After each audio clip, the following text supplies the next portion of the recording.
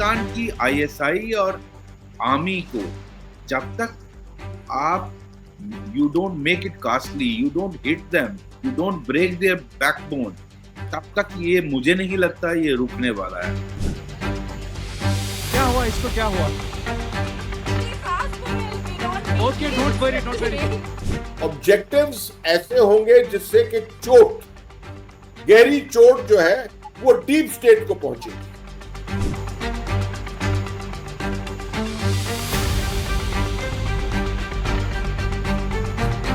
In fact मुझे बड़ी खुशी होती है जब मैं सुनता हूं कि उनका कैंप पर बीएलए ने हमला कर दिया, उनकी गाड़ियों को आईडी से उड़ा दिया, क्योंकि हमने सब ये सफर किया है। और पाकिस्तान को खुद ही सोच लेना चाहिए, मेरे लफ्ज सुन लेने चाहिए। They should take this as good brotherly advice from us कि अब जो है सुधर जाओ। नमस्कार, मैं राजीव रंजन, वतन के रखवाले में आपका स्वागत है। आज बात पहलगाम में हुए आतंकी हमले की। 22 अप्रैल को पहलगाम के बैसरन घाटी में आतंकियों ने 26 सैलानियों की हत्या कर दी। अब आतंकियों के तार सीधे पाकिस्तान से जुड़ रहे हैं। भारत कह चुका है कि पहलगाम के गुनाहगारों को कड़ी से कड़ी सजा दी जाएगी। तीनों सेनाओं को फ्री हैंड दिया जा चुका है कि आप अपने हिसाब से टाइम, तारीख और टारगेट तय करें। पीएम ने साफ कहा है कि आतंक के खिलाफ निर्णायक कदम उठाएंगे। उधर बॉर्डर पर टेंशन है तो पाकिस्तान में खलबली मची हुई है। देश में बस एक ही आवाज आ रही है कि पाकिस्तान से बदला लिया जाए। उधर पाकिस्तान भी गीदड़ भभकी दे रहा है उस हालात में, जबकि सेना ने तो अभी कुछ किया ही नहीं है। बस पिछले 10 दिनों से सरहद पर जारी पाक की गोलाबारी का जवाब ही दिया है। इन सारे सवालों पर बातचीत करने के लिए हमारे साथ दो खास मेहमान हैं। जम्मू कश्मीर पुलिस के पूर्व डीजीपी एसपी वैद साहब और चिनार कोर के पूर्व कमांडर लेफ्टिनेंट जनरल सैयद अता हसनैन। तो वैद साहब, पहला सवाल हमारा आपसे है कि आखिर पिछले 12 दिनों से पुलिस, सीआरपीएफ, आर्मी जो है उन आतंकियों की तलाश कर रही है जिन्होंने सैलानियों की हत्या की, निर्दोष सैलानियों की हत्या की बैसरन घाटी में, लेकिन अभी तक कोई सफलता नहीं मिल रही है। सर, कहां चले गए आखिर वो? नमस्कार राजीव, आपको, जनरल साहब को और सभी दर्शकों को। देखिए, इसमें एक बात समझनी चाहिए कि जो टेरेन है बड़ा डिफिकल्ट है, जंगल का इलाका है, उसमें हजारों छुपने की जगह है, पहाड़ी हैं सारे, और आप जानते हैं कश्मीर में ये आजकल जो इनकी नई इंस्ट्रक्शन है, ये अवॉइड कर रहे हैं रेजिडेंशियल एरियाज को, और ज़्यादातर इन रिपोर्ट्स इनकी जंगलों में और रिमोट एरियाज में, पहाड़ों में ही इनकी बारे में इंफॉर्मेशन आ रही है। तो इनको इंस्ट्रक्शन है पार से कि रेजिडेंशियल एरिया को अवॉइड करना है। तो ये भी एक वजह हो सकती है। दूसरा, ऐसे ऑपरेशंस में राजीव कोई टाइमलाइन फिक्स करना ठीक नहीं रहेगा। वो मैं समझता हूँ फोर्सेस पे ज्यादती होगी। लेट्स वेट एंड उनको जो टोटल जो आर्मी, पैरामिलिट्री, पुलिस सभी लगे हुए हैं, और काफी जगह पर इनफैक्ट रिपोर्ट्स ये आई हैं कि 2-3 बार इंफॉर्मेशन मिली भी है, लेकिन इससे पहले कि घेरा कंप्लीट होता, ये वहां से भागने में कामयाब हुए हैं। और बहुत सारे सस्पेक्ट्स को उठाया गया जो ओवरग्राउंड वर्कर्स थे। I am told more than 1,000 people have been picked up, they have been questioned, जिनका रोल हो सकता है इनको हेल्प करने में, और उन्हीं से फिर बहुत सारों का जो इंटरोगेशन से जो निकला है उससे पता चला कि किस तरह से इन्होंने रैकी की थी 3-4 और जगहों की, और अल्टीमेटली वाइसरन को चुना गया because it is not connected by road. और मैं समझता हूँ ज़्यादा लोगों की डेथ की कारण भी वही हुआ, बिकॉज वहाँ चूंकि एम्बुलेंस इमीडिएटली पहुंच नहीं सकती थी, जो गोल्डन आवर हम कहते हैं वो निकल गया, और मेडिकल एड इमीडिएटली पहुंच नहीं पाई क्योंकि इनको पीठ पर उठा के या घोड़ों पर, पोनीस पर लाना पड़ा। तो that most of them bled to death. In fact that वो उसके बारे में सोच के मुझे अपना याद आता है जब मुझे ये इंजरी हुई थी अटैक में। अगर आपको याद होगा 99 मार्च 99 में, तो तब भी मेरा सबसे बड़ा वहां से 12 किलोमीटर था बारामूला, तो मुझे यही चिंता थी कि ब्लीडिंग से डेथ ना हो जाए। तो ये बहुत क्रूशियल चीज होती है, excessive bleeding can kill you. So that is what actually I think Baisaran में हुआ। अगर ये रोड साइड पे होता, एम्बुलेंसेस इमीडिएटली अवेलेबल होती, इनको शिफ्ट करने में अगर टाइम वेस्ट नहीं होता, गोल्डन आवर में हो जाता और इनको मेडिकल एड मिल जाती, तो हो सकता बहुत सारों को बचा सकते हैं। और वहां इन्होंने वो बाकी 3 साइट्स को छोड़कर उनको इसीलिए छोड़ा कि वहां रीइंफोर्समेंट आर्मी की, पुलिस की, पैरामिलिट्री की फौरन पहुंच सकती थी। तो ये सारे एस्पेक्ट्स आई थिंक रैकी करने में इन्होंने देखे हैं, और इसमें इनकी लोकल नेटवर्क बड़ा स्ट्रांग है। ऐसे नहीं हुआ है ये पाकिस्तानियों के लिए इट वाज नॉट पॉसिबल। और ये सारा जो इसमें लोकल जो इनका ओजीडब्ल्यू नेटवर्क है, उन्होंने मदद की है। उनकी इंटेरोगेशन से काफी स्टार्टलिंग फैक्ट्स निकले हैं, और उसमें एक दो बार तो काफी क्लोज एनकाउंटर भी हुआ है, लेकिन निकलने में काम जो है। बट बी रेस्ट अश्योर्ड, मुझे कोई डाउट नहीं है कि बहुत जल्दी मारे जाएंगे, और it's a matter of time. कब कामयाबी मिलती है इसमें टाइमलाइन बताना मुश्किल होता है। जनरल हसनैन, पहलगाम में आतंकी हमला होने के बाद 29 अप्रैल को जो विजुअल जो नजर आता है, तस्वीर की बात करें, तीनों चीफ, सीडीएस, एनएसए, रक्षा मंत्री, प्रधानमंत्री के घर जाते हैं, मीटिंग होती है, और उसके बाद तकरीबन 1.5 घंटे तक मीटिंग चलती है। और उसके बाद सरकार के हवाले से खबर आता है कि प्रधानमंत्री ने मीटिंग में कहा है, तीनों सर्विस से कहा है कि आपको खुली छूट दी जाती है, जो पहलगाम के गुनाहगार हैं आप उनको सजा दीजिए। क्या कहेंगे सर? बहुत सही, आपका ऑब्जर्वेशन भी बहुत सही ऑब्जर्वेशन है। जिस तरह से देश के अंदर एक तहलका मचा हुआ था, एक गुस्सा सबके दिमाग में था, दिलों में था, एक रंज भरा हुआ था, उसकी वजह से ऑटोमेटिकली पूरा देश इस डिमांड में था कि जवाबी हमला, कुछ ना कुछ ऐसी कार्रवाई की जाए इमीडिएटली जिससे कि चोट पहुंचे पाकिस्तान को। मगर देखिए, एक तरफ होता है पब्लिक एंगर, पब्लिक सेंटिमेंट, दूसरी तरफ होता है नेशनल इंटरेस्ट। तो आई एम वन ऑफ दोस्त जो मैं कहता हूं कि मुझे अपने सरकार की, अपने आर्म फोर्सेस की, दोनों की लीडरशिप पे पूरा विश्वास है।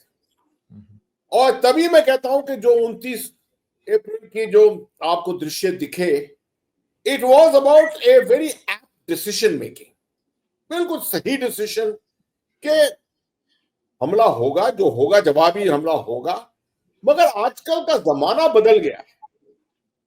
ये लड़ाई अगर आप देखें जो पाकिस्तान ने 89 में शुरू की थी, ये लड़ाई एक मिलिट्री लड़ाई नहीं है।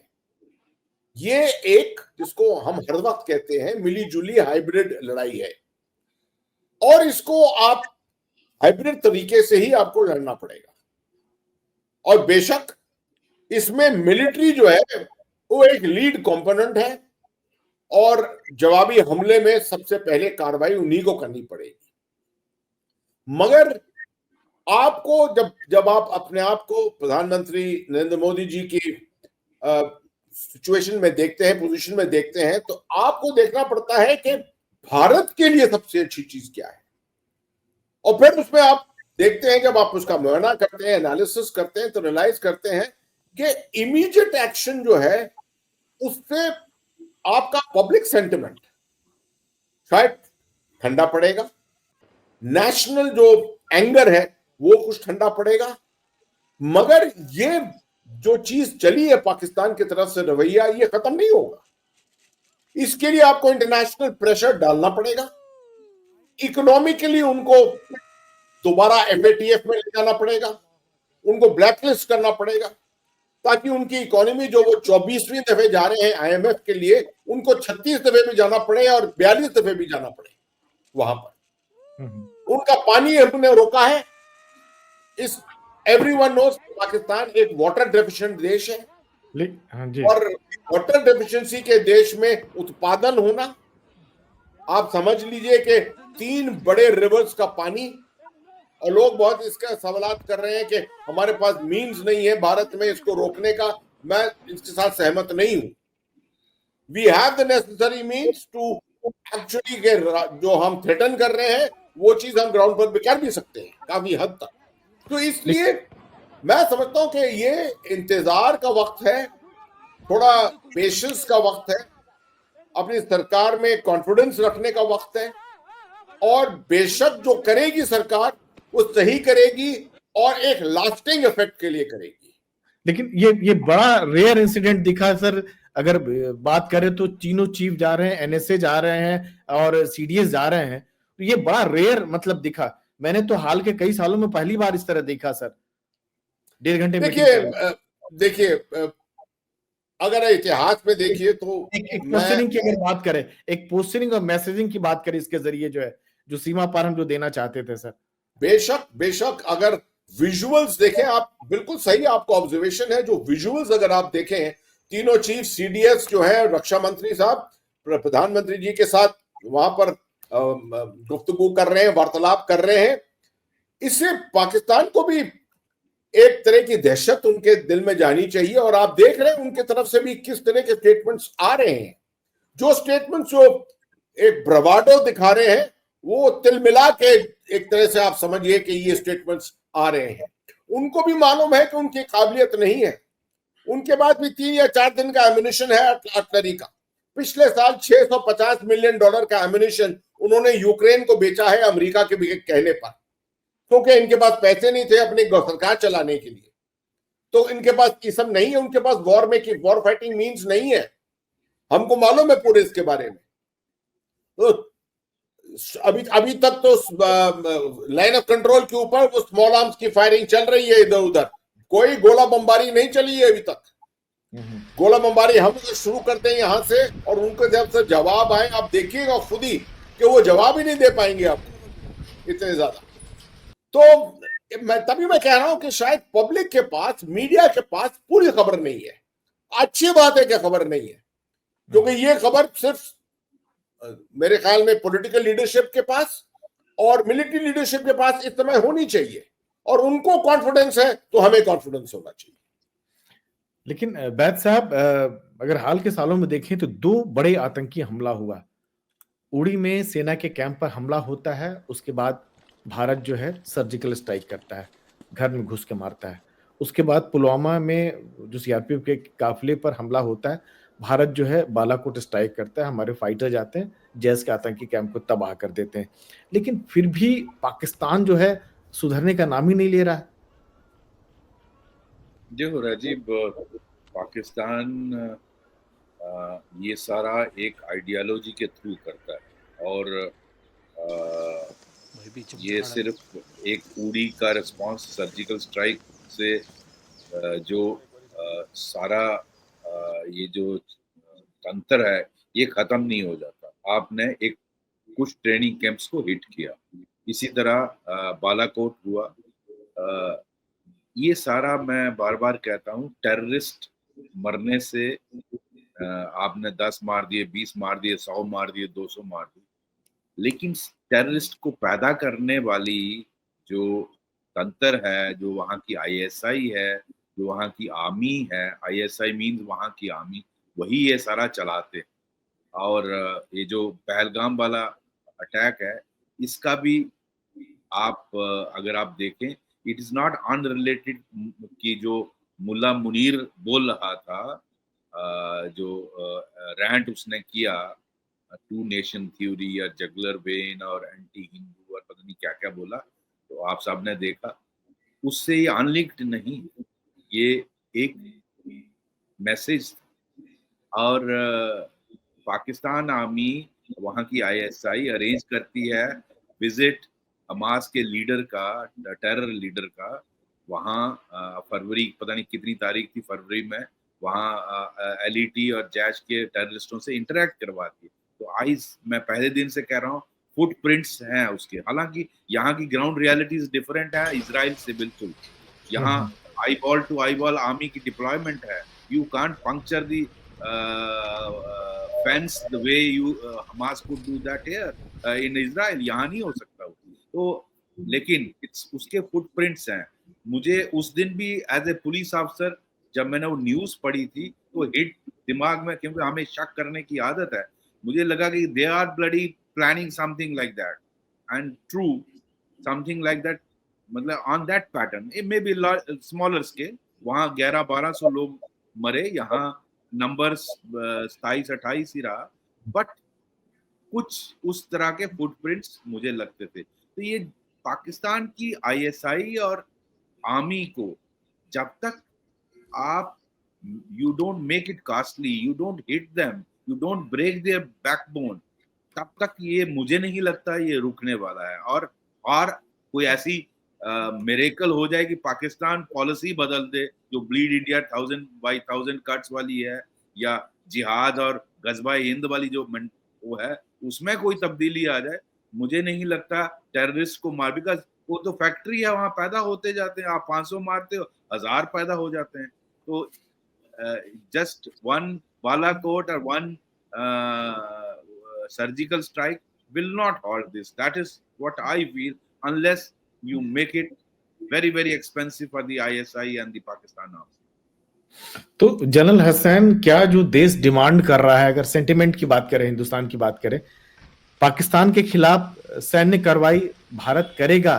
क्योंकि ये इसलिए सवाल पूछ रहा हूं कि हमारी मोबिलाइजेशन की कोई दिख नहीं रहा है. कुछ इस तरह की बात करें, उल्टे पाकिस्तान की बात करें तो अफगानिस्तान से बॉर्डर के पास उसका कोर था, उसे हटाकर पीओके में ला रहा है, पीओके में F-16 का कॉम्बैट फ्लाइंग कर रहा है. तो क्या आप क्या चाहेंगे, क्योंकि आप उस एरिया से अच्छी तरह वाकिफ है, जनरल रहे हैं सर, एक एक बॉर्डर को आप अच्छी तरह समझते हैं सर. देखिए राजीव साहब, जो वैद साहब ने कहा ना, मैं पूरी तरह से सहमत हूं इसके साथ. और खास तौर पे इस चीज के ऊपर कि जब तक चोट वो डीप स्टेट को नहीं पहुंचेगी तब तक उनका रवैया इस चीज में बदलेगा. अब वो चोट पहुंचाना एक सर्जिकल स्ट्राइक्स की बस की बात नहीं है, ना कि एक आप जब्बा टॉप के ऊपर कुछ बॉम्ब गिराकर उनका रवैया बदल सकते हैं. ये एक सस्टेन्ड तरीके के साथ और ऑल ऑफ गवर्नमेंट तरीके के साथ उसको करना पड़ेगा, जिसमें मिलिट्री को लीड लेनी पड़ेगी. 10 दिन हुए हैं, 12-15 कितने 13 दिन हुए हैं, आज 12वां दिन है. 12वां दिन है आज. तो इसको मैथमेटिकल टर्म्स में बहुत लोग देख रहे हैं कि देखिए उड़ी के बाद 10 दिन में हो गया और पुलवामा के बाद 12 दिन के अंदर हो गया, अभी तक इस दफे कुछ नहीं हुआ. ये चीजें ऐसे नहीं देखी जाती हैं. मैंने शुरू में आपको पहली चीज बताई थी कि नेशनल इंटरेस्ट, हमारा नेशनल इंटरेस्ट क्या है, और मैं समझता हूं कि पॉलिटिकल लीडरशिप इसको सबसे पहले देखेगी, बनिस्बत के क्या पैशन है, क्या पब्लिक में अभी ओपिनियन है, इसको नहीं देखेगी. हालांकि उसको देखना पड़ता है, क्योंकि कल हम एक डेमोक्रेसी है, कल इलेक्शन भी होना है और सरकार को इलेक्शन को भी देखना पड़ता है. मगर साथ में मैं समझता हूं कि जवाबदार सरकार जैसी हमारी है, वो नेशनल इंटरेस्ट को पूरी तरीके से देखेगी. जहां तक आता है मोबिलाइजेशन का सवाल, 2002 या आप समझिए कि 13 दिसंबर 2001 के बाद जिस तरह के का मोबिलाइजेशन हुआ था, क्या हमने कुछ उससे सबक नहीं सीखे हैं? और पराक्रम की बात कर रहे हैं सर. इससे ज्यादा मैं बात नहीं करूंगा, क्योंकि आदत है बहुत लोगों की के पब्लिक में इस तरह की चीजें बात करते हैं, मगर मैं बात नहीं करूंगा इसके बारे में. मैं सिर्फ इतना कहूंगा कि हमने बहुत वहां से सबक सीखे हैं. क्या कितना मोबिलाइजेशन हो रहा है या नहीं हो रहा है, ये आर्मी लीडरशिप पर छोड़ देते हैं हम, ठीक है. और किस तरह की ट्रेनिंग की कार्रवाई हो रही है, किस तरह का प्रोजेक्शन हो रहा है. आपने देख लिया कि साउथ वेस्टर्न कमांड जो है उसके टैंक मैनूवर्स चल रहे हैं नॉर्दर्न राजस्थान में. नेवी के virtually eyeball to eyeball Pakistan navy के साथ तकरीबन उस इलाकों में मिसाइल फायरिंग हो रही है. अरब सागर में वो एयरफोर्स जो है गंगा एक्सप्रेस वे के ऊपर उसने day time and night time landing of all aircraft, ये भी नहीं कि सिर्फ फाइटर का किया, ऑल एयरक्राफ्ट का किया है. बिल्कुल. these are all projections, these are all messaging जो होती है, जैसे बालाकोट एक मैसेजिंग थी, जैसे सर्जिकल स्ट्राइक एक मैसेजिंग थी कि हमारे पास काबिलियत है, मगर वो बालाकोट और surgical strikes they were not acts of deterrence. हमने डेटरेंस के लिए नहीं किया था, हमने मैसेजिंग की थी कि हमारे पास भी काबिलियत है, ठीक है। उससे जो है उम्मीद थी कि ये बंद करेंगे, मगर बंद नहीं किया। अब जो भी होगा वो डेफिनेटली मैं समझता हूं डिटरेंस के लिए होगा, और ऑब्जेक्टिव्स ऐसे होंगे जिससे कि चोट, गहरी चोट जो है वो डीप स्टेट को पहुंचेगी, उससे वो तिलमिलाकर रिस्पॉन्ड करेंगे। मगर एक चीज याद रखिए कि इस तरह की एनवायरनमेंट के अंदर चोट हम पर भी लगेगी, चोट हम पर भी आएगी, मगर हमें बर्दाश्त करना पड़ेगा, और चोट दोबारा और ज्यादा बड़े पैमाने पर उनको पहुंचानी पड़ेगी। तो बैद साहब, यही सवाल मैं आपसे कर रहा हूं कि अगर हम कुछ करेंगे, कुछ करना तय है, जो मैसेजिंग है, जो प्रधानमंत्री कह चुके हैं, निर्णायक वक्त आ गया, कुछ जरूर करेंगे, तो पाकिस्तान भी तो चुप नहीं बैठेगा, कुछ न कुछ तो जरूर करेगा सर वो, और कुछ नुकसान राजीव, मैं अपना सेंटिमेंट जानता हूं, और आई एक्सपेक्ट के शायद वैसा ही सेंटिमेंट मेरे बाकी देशवासियों का होगा। यार रोज रोज मरने से एक बार मरेंगे ना यार। 35 साल तो मुझे झेलते हुए, जनरल साहब को झेलते हुए हो गए, हम सबको झेलते हुए हो गया। ठीक है यार, I am prepare to die, so that must be the sentiment of most of the people यार। कब तक ये बर्दाश्त करोगे? एक बार मर जाए, रोज रोज के मरने से बेहतर है। दूसरा, जो इसमें बहुत सारे तरीके हैं। आर्म्ड फोर्सेस सिर्फ एक उसमें, जैसे जनरल साहब कह रहे थे, we have full confidence in our political leadership and the armed forces leadership. They will that, जो प्राइम मिनिस्टर जी ने बोला है वो होना है। अब वो दैट हैज टू बी, जैसे जनरल साहब ने कहा, वो नेशनल इंटरेस्ट देख के, सेंटिमेंट पे नहीं होगा, बहुत सोच समझ के किया जाएगा। एज यू सेड, रिस्पांस होगा। पाकिस्तान चुप बैठने वाला तो कंट्री है नहीं। It is a nation. लोग कहते हैं ना गाजा की तरह डिस्ट्रॉय कर दो, भाई it is a full fledged nation with a full fledged army. Gaza में तो सिर्फ टेररिस्ट थे ना, और सिविलियन पॉपुलेशन थी। वहां तो एक पूरी न्यूक्लियर पावर आर्म्ड फोर्स, इतनी बड़ी आर्मी नहीं है। तो रिस्पांस तो आएगा, और विद दिस काइंड ऑफ, जहाँ का जनरल ये इस ऐसी आइडियोलॉजी रखता है, तो वहाँ क्या हालत होगी। और खासकर जनरल जियाउल हक के बाद वहाँ की आर्म्ड फोर्सेस की हालत क्या हम जानते हैं। लेकिन इसमें 2-3 एस्पेक्ट्स जो मैं हाईलाइट करना चाहता हूँ, और उस पे ऑलरेडी काम भी हो रहा है। मैं समझता हूँ और काम उसमें करने की जरूरत है। जैसे इंडस वाटर ट्रेटी किया, बहुत बढ़िया। इट विल इम्पैक्ट, इसका कहते हैं ना, जोर का झटका धीरे से लगा ना, वो जो डायलॉग है, ये आहिस्ता आहिस्ता ऐसा पिंच करेगा कि, लेकिन इमीडिएटली इसका असर नहीं दिखेगा। नंबर 1। नंबर 2, जिस तरह से टीटीपी और बीएलए हिट कर रहा है पाकिस्तान आर्मी, मैं समझता हूं, अभी तक तो वो ब्लेम करते थे ना इंडिया को, मैं ये मानता हूं कि अब ओपनली इनका साथ देना चाहिए, और उनको जो आप मदद कर सकते करिए। एंड बड़ी पाकिस्तान, उनकी हालत देखो यार। अब कल मैं न्यूज देख रहा था पाकिस्तान की, 2-3 टाउन उन्होंने पाकिस्तान फौज से खाली करवा दी।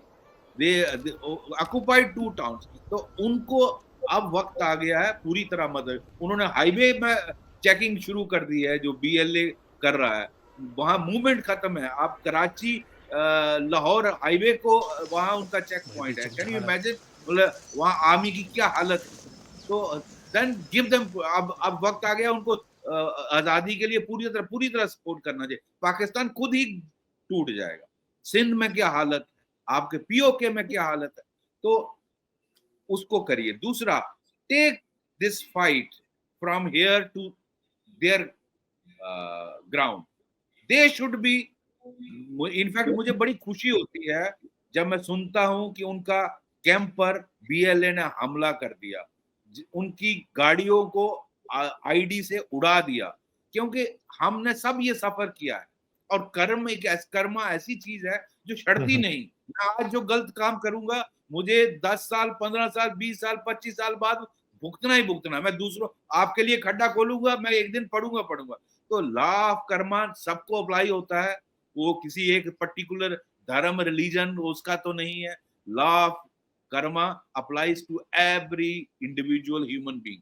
तो वो जो कर रहे हैं उनको वो भुगतना पड़ रहा है। तो take the fight to them, let them be bloody bleeding. और जिस तरह से वो हम ब्लीड करते थे, वो वहां बियर पीते थे हरामी, उनके जो जनरल्स थे।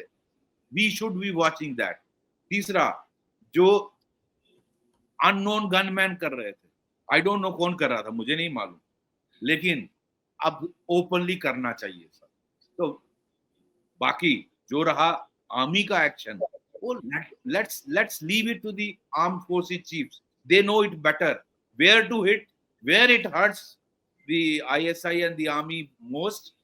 I think we should, they are professional people, we should, the country trust them, leave it on them. अब बाकी ये, these are my views, maybe nation जो decision maker हैं वो agree करे ना करे, but ये मैं as a citizen, as a ex police person, this is my feeling. If I have to decide, I will take decisions like this. तो general Hasnain, Bharat की बात करें तो भारत ने अभी तक कुछ सैन्य कार्रवाई किया नहीं है। नहीं, भारत ने अभी तक हमले की बात करी है पाकिस्तान पर, लेकिन पाकिस्तान के खिलाफ जो कई सारी जो कार्रवाई की है, जैसे सिंधु जल समझौता सस्पेंड करने की बात हो, एयर स्पेस रोकने की बात हो, उसका ही फल पाकिस्तान सर की तरफ से किया गया। आयात निर्यात रोकने की बात हो, पाकिस्तानी नागरिकों को वापस भेजने की बात हो, IMF में अब भारत जा रहा है कि उस लोन का इस्तेमाल जो है पाकिस्तान जो है टेररिज्म एक्टिविटीज करता है। इतने में पाकिस्तान बौखला गया है, उसे समझ नहीं आ रहा है कि क्या करे क्या ना करे। जी हाँ, बेशक, जैसे मैंने आपको कहा, ये जब आप अलग अलग डायमेंशंस को ले लेते हैं, सिर्फ मिलिट्री डायमेंशन को नहीं देखते हैं, आपने इकोनॉमिक भी के बारे में भी बात कर ली, IWT की भी बात कर ली, पूरी डिप्लोमेटिक जो है, आप देख रहे हैं JD वांस भी वहां से उनके ऊपर प्रेशर डाल रहे हैं, मार्को रूबियो भी डाल रहे हैं इसके ऊपर। ये चीजें, ये इसका फर्क पड़ता है, क्यूमुलेटिव इफेक्ट इन चीजों का होता है। मैं वैद साहब के साथ बिल्कुल सहमत हूं कि देखिए, इनको चोट पहचानी, किस तरह से पहुंचाए वो हम छोड़ते हैं सरकार के ऊपर कि किस तरीके से चोट पहुंचाए। इकोनॉमिक चोट से तो बहुत फर्क पड़ेगा, क्योंकि उससे पूरी देश के ऊपर असर पड़ेगा। जो हम मिलिट्री कार्रवाई करेंगे, एज वैद साहब सेज कि वी शुड एक्सेप्ट के we have reached the end of our tolerance levels. अब 36 साल हो गए जब से we have been bled and bled quite extensively, ठीक है। अब ये है कि this time go whole hog, and जो कुछ भी उसका रिस्पॉन्स, अगर मिलिट्री रिस्पॉन्स उस तरफ से होना है, बी प्रिपेयर्ड फॉर इट। मैं इस जंक्चर पे I want to introduce the or rather remind our audience and all our listeners 1971 के बारे में आप देख लीजिए। जब अपॉर्चुनिटी आई थी 23 मार्च 1971 को, तो जनरल सैम मैनिंग शो को, फील्ड मार्शल साहब को भी बुलाया गया था, और यही तो बताया था कि अब आप घुस जाइए ईस्ट पाकिस्तान में, मिलिट्री इंटरवेंशन करिए, इस वक्त ये हमारा मौका है। क्या गवर्नमेंट के प्रेशर के नीचे क्या फील्ड मार्शल मैनिंग शॉ ने एक्सेप्ट कर लिया था? नहीं किया था। क्या बोले थे? मैं तैयारी करूंगा। आप ही ने, उन्होंने सरकार को बताया कि आप ही ने मुझे पैसा नहीं दिया है मेरे टैंक के स्पेयर्स के लिए, मेरे एम्युनिशन के लिए, मेरी यूनिट्स, जो मैं फुल स्ट्रेंथ चाहिए मुझे यूनिट्स अपनी। मैं नहीं चाहता हूं कि ये मौका ऐसा हो जहां के मेरे टैंक जो है वो पंजाब के खड़े क्रॉप्स के ऊपर से लहरा जाएं और सब कुछ नष्ट हो जाए, बर्बाद हो जाए, और भारत के अंदर खाने का उत्पादन भी बंद हो जाए। एक मिलिट्री कमांडर को सिर्फ जो है सेंटिमेंट नहीं देखना पड़ता, बहुत सी चीजें देखनी पड़ती हैं। वो बहुत सी चीजें ही इस वक्त सरकार देख रही है इन टर्म्स ऑफ नेशनल, जिसको मैं नेशनल इंटरेस्ट कह रहा हूं, उसका मतलब ही यही है। It is beyond the sentiments, and it is looking at our national interest for a long-term gain. और उस वक्त भी 9 महीने मांगे थे फील्ड मार्शल ने। 9 महीने के बाद आपने देखा कि 3 दिसंबर को जब शुरुआत हुई तो 14 दिन के अंदर खात्मा हुआ पाकिस्तान का। क्या इस दफे history will repeat itself? Let's wait and see. तो वैद साहब, क्या माने युद्ध के आसार बन रहे हैं और पाकिस्तान का फिर से बंटवारा जिसको कह सकते हैं? देखो राजीव, मुझे डाउट नहीं है। I think India is going to retaliate when, as general साहब said, leave it to the professional people of their choosing, of their timing, जो भी उन्होंने देखना है कहाँ हिट करना है। बट पाकिस्तान देखो बहुत बड़ा कंट्री है, immediately I don't see, but जिस तरह के हालात दिख रहे हैं मुझे डाउट है कि it can remain together. I have doubt. Balochistan में जो सिचुएशन है it is very very serious. मतलब कैन यू इमेजिन, एक BLA के लोग एक ग्रुप में आते हैं और 2 टाउन को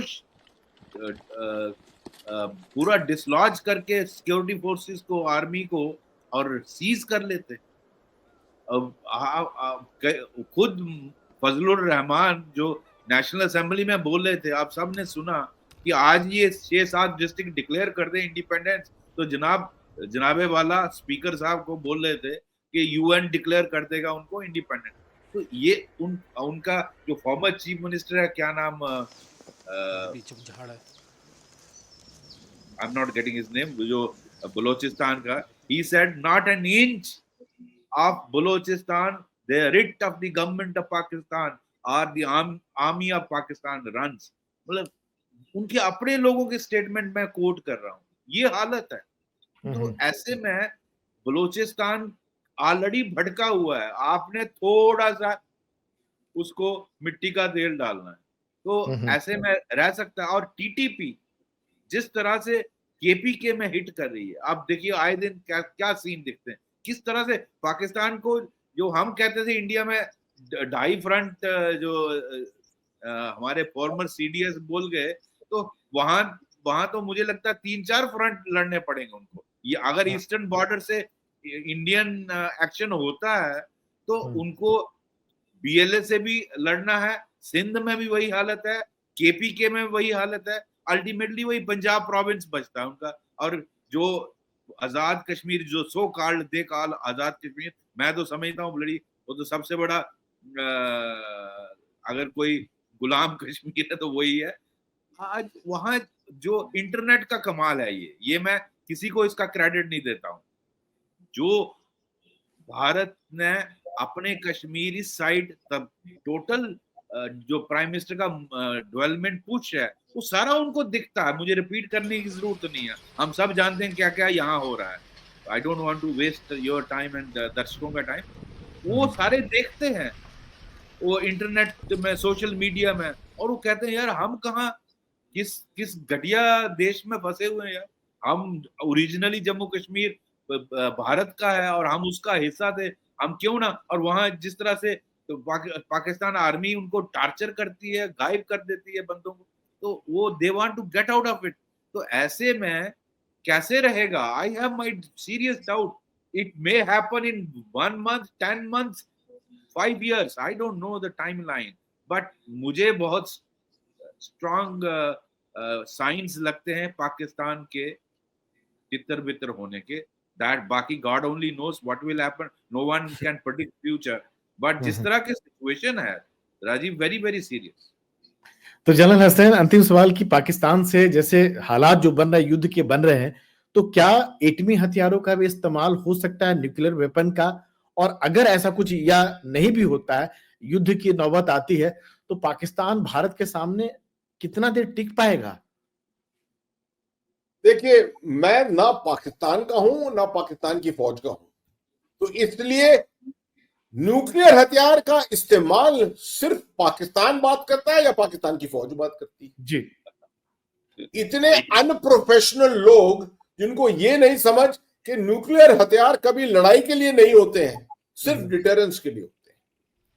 ठीक है, तो ये मुझसे कहलवाना कि हाँ भारत जो है वो न्यूक्लियर हथियार इस्तेमाल करने के लिए तैयार है, मैं ये कहता हूं कि हमारा न्यूक्लियर डॉक्ट्रिन है जी, नो फर्स्ट यूज है, उसको आप लोग पढ़ें, उसको देखें, दुनिया समझ ले। पाकिस्तान ने उसको बहुत मैं समझता हूं तफसील के साथ पढ़ा होगा और उनको समझ आ गया होगा कि हम नो फर्स्ट यूज इस्तेमाल करते हैं, we will not be the first ones to use it. मगर हमें कुछ, अगर कोई हमें चेतावनी इस तरह की देता है, इस तरह की चुनौती देता है, then obviously we will also not hold back on anything, right?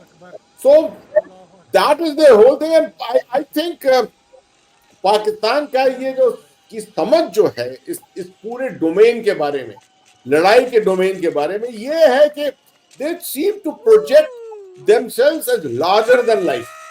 है उनके पास कुछ नहीं, 3.2 बिलियन डॉलर के लिए तो वो जाते हैं IMF के पास लोन के लिए, और वो लड़ना चाहते हैं एक ऐसे देश के साथ जिसके पास 640 बिलियन डॉलर फॉरेन एक्सचेंज में है और जो 4 ट्रिलियन डॉलर की इकोनॉमी है, जहां पर 3 दिन का उनके पास एम्यूनिशन नहीं है, यहाँ पर 40 दिनों का वॉर वेस्टेज रेट्स है। तो ये मैं समझता हूं कि this is a very awkward kind of a comparison, और पाकिस्तान को खुद ही सोच लेना चाहिए, मेरे लफ्ज सुन लेने चाहिए। They should take this as good brotherly advice from us कि अब जो है सुधर जाओ, ये जमाना लड़ाई का नहीं है, और आप इस तरह की कार्रवाई करते रहेंगे, अगर this war by 1000 cuts, if you think it is going to get you any success, then you got to think again। मैं जानता हूं, हम सब जानते हैं कि भारत पाकिस्तान की जनता जो है वो दिल से अपनी फौज के साथ नहीं है, वो दिल से अपनी पॉलिटिकल लीडरशिप के साथ भी नहीं है। सब ज्यादातर, अगर आप आज पोल भी करें पाकिस्तान में आज, तो ज्यादातर जो लोग पोल में हिस्सा लेंगे वो कहेंगे कि they would prefer to have prime minister Narendra Modi ji as their prime minister. यहां तक कि उनकी हालत हो गई है। So I think Pakistan needs to rethink and review its whole concept of nationhood. Vaid साहब ने बिल्कुल सही तरीके से आपको दिखा दिया अभी कि जो बलूचिस्तान के अंदर जो हालत है, that is sufficient to try to send home a message to Pakistan itself। उधर अफगान तालिबान है, तहरीक तालिबान पाकिस्तान है, खैबर पख्तूनख्वा के अंदर इतना पार्टीज है, एंटी शिया एलिमेंट्स है वहां। क्यों वो इन सब चीजों को छोड़कर और ये ईस्टर्न बॉर्डर की तरफ, भारत के बॉर्डर की तरफ एकदम से अपनी तवज्जो लेकर, and they activating a front which they are not in a position to defend. ये सवालात पाकिस्तान के साथ करना चाहिए। मगर आखिरी चीज मेरी, पाकिस्तान एक देश है जिसकी लीडरशिप जो है वो बाय हिस्टोरिकल मींस, ऐतिहासिक तौर पे वो इरैशनल है। वो कभी सोचते नहीं है कि उनके हर हरकत का, एक्शन का आखिर क्या नतीजा होगा। They only look at the initiation. आपने कारगिल में भी देख लिया, ठीक है, आपने 65 की लड़ाई में भी देख लिया, 71 की लड़ाई में भी देख लिया। शुरुआत तो ये बड़ी जबरदस्त करते हैं, खात्मा नहीं कर पाते। तो चलिए सर, आप दोनों मेहमानों का बहुत बहुत धन्यवाद एनडीटीवी से जुड़ने के लिए, भारत पाकिस्तान के मौजूदा हालात को इतने बेहतर तरीके से समझाने के लिए। बहुत बहुत धन्यवाद सर, एक बार फिर से शुक्रिया सर, थैंक यू सर। कैसी भी चुनौती हो, सेनाएं देसी हथियारों के दम पर दुश्मन का माकूल जवाब देने के लिए पूरी तरह तैयार है।